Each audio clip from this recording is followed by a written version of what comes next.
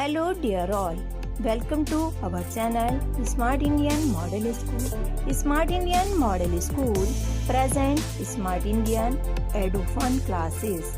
EduFun online classes includes course studies of playgroup to class 12, emotional and communication skills, happiness classes and DIY activities.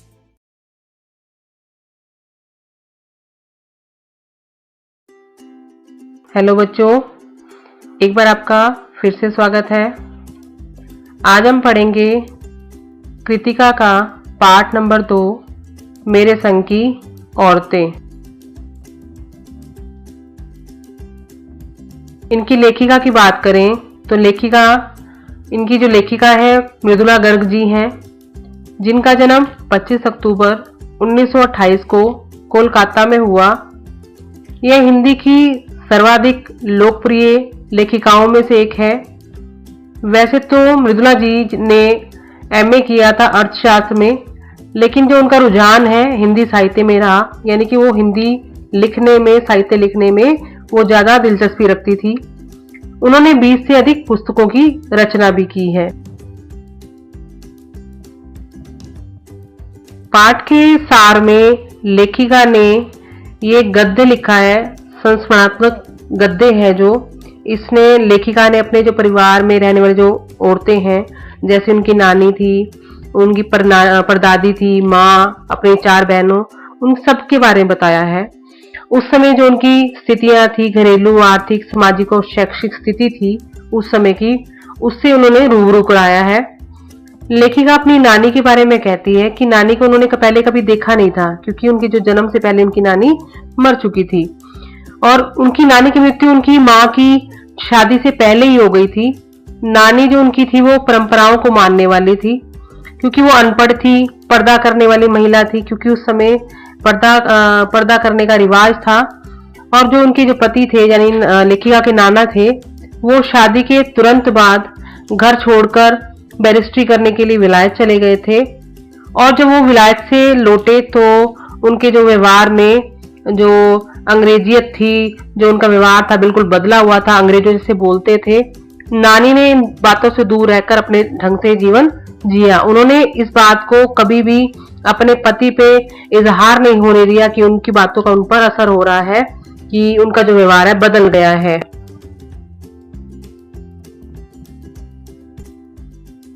एक बार जो उनकी माँ थी, माँ की उम्र जब 15 साल की थी तो नानी की तबीयत खराब होने लगी। तो नानी को लगा कि उनकी मृत्यु निश्चित है, तो उन्होंने अपने पति से कहा कि मैं आपके जो मित्र हैं प्यारेलाल शर्मा जी, जो स्वतंत्रता सेनानी थे, उनसे मिलना चाहती हूँ।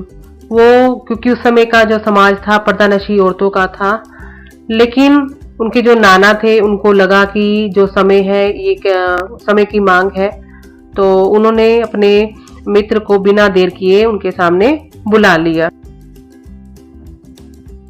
तो नानी ने उनके सामने एक बात कही, उनके मित्र के सामने, कि मैं अपनी बेटी की शादी आप ही की तरह किसी आज़ादी के सिपाही से करना चाहती हूँ। ये जिम्मेवारी मैं आप लोगों को सौंपती हूँ कि आप अपने जैसे ही कोई आज़ादी के सिपाही से मेरी बेटी की शादी करें। उसके बाद जो माँ की शादी हुई थी, माँ की यानी कि लेखिका के जो पिता थे वो स्वतंत्रता सेनानी थे, और जिसके कारण वो एक सादा जीवन व्यतीत करने वाले थे। तो इस तरह से जो उनकी माँ का जो जीवन है वो भी सादा रहा था। वो रात को, क्योंकि उनको साड़ी पहनने का, कोई छोटी उम्र थी, उनको साड़ी पहनने का कोई पता नहीं था कि कैसे पहनी जाती है, तो आजादी में भाग लेने के कारण जो उनके पिता थे उनके प्रभाव से उनकी माँ को भी खादी की साड़ी पहननी थी, लेकिन उनको आती नहीं थी, तो वो रात पर जाकर वो साड़ी पहनती थी।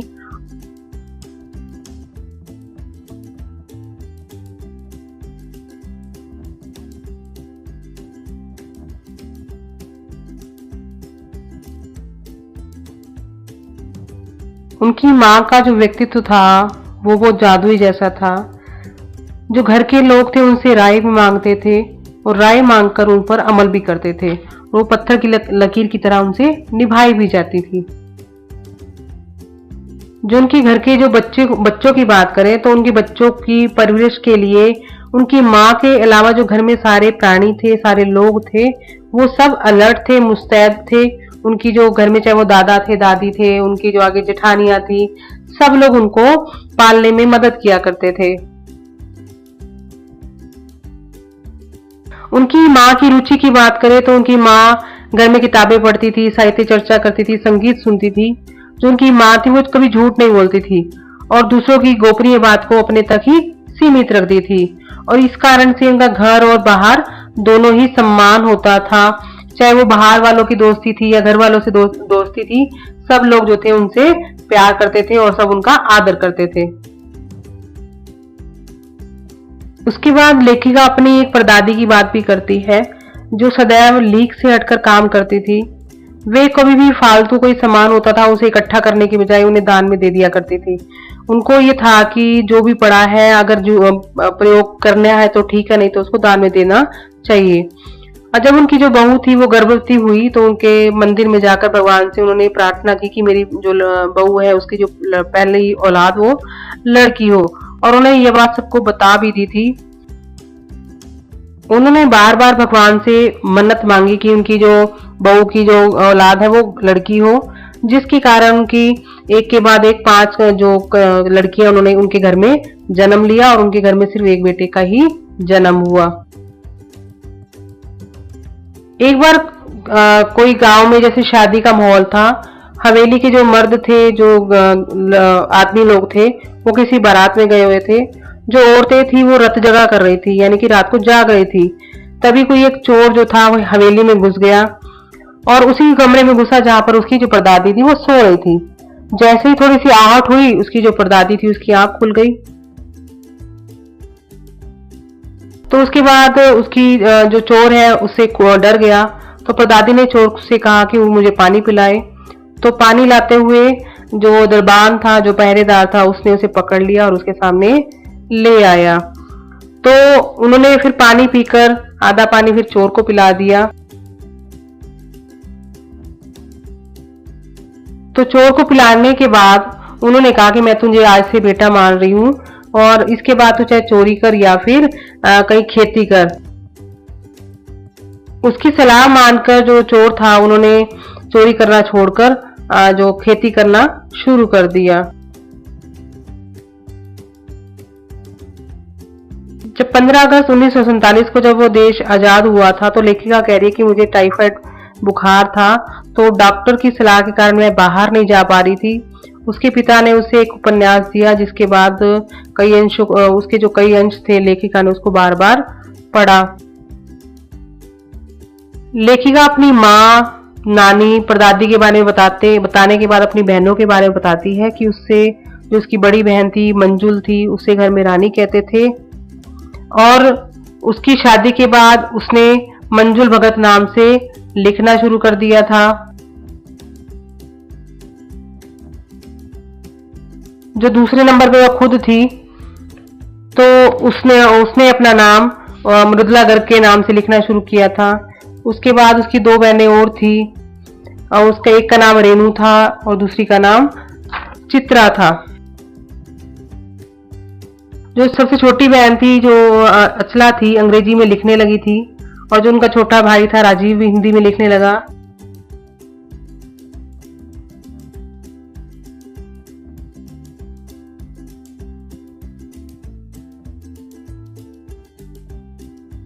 उनकी जो तीसरी बहन थी रेनू, बीए नहीं करना चाहती थी, लेकिन जो उनके पिताजी ने और घर वालों ने उनको बार बार बोला तो उसने बीए किसी तरह से कर लिया।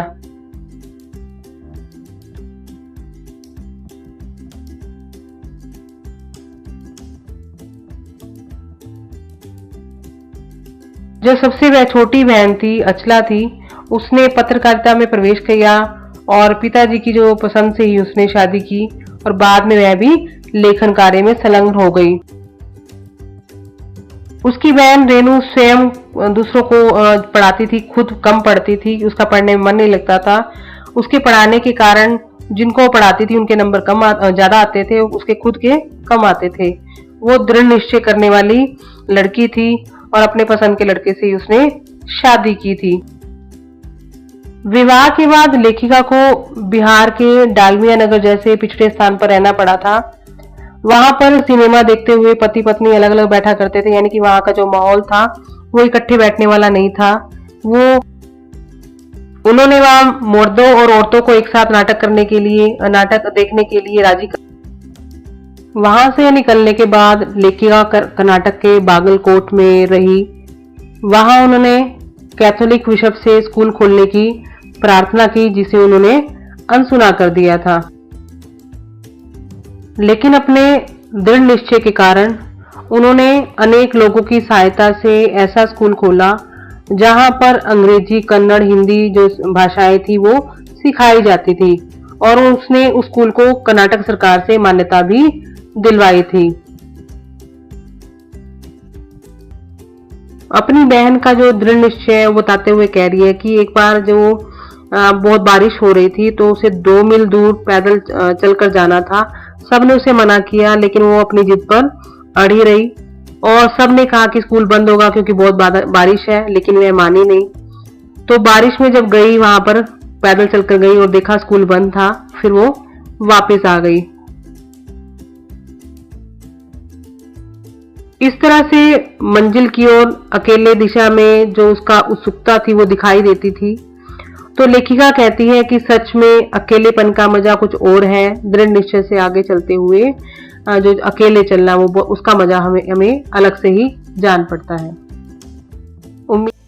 यदि आपको हमारा वीडियो अच्छा लगा हो तो आगे की वीडियो की नोटिफिकेशन प्राप्त करने के लिए कृपया बेल बटन दबाएं और चैनल सब्सक्राइब करना ना भूलें। Please subscribe our channel of Edufun classes. Thank you for watching.